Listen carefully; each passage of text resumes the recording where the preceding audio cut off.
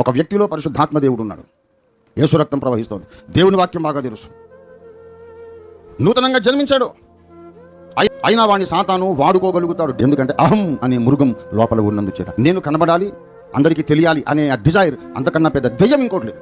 నన్ను గురించి అందరూ తెలుసుకుంటేనే కానీ నేను ప్రశాంతంగా నిద్రపోలేను. నా ప్రతాపం అందరికీ తెలియాలి, సంభవ్ అందరి దృష్టిలో అయితే పడాలి అనే దృష్టి ఉన్న వాళ్ళు 190 మంది ఉంటారు క్రైస్తవులు. ఒకరిద్దరు ఉండరు. అహం అనే మృగంగాన్ని సిలువేయండి. గండ్రగొడ్డలిలోని మొట్టమొదటి అధ్యాయం అది. వాడిని సిలువేసి చంపేసేయండి.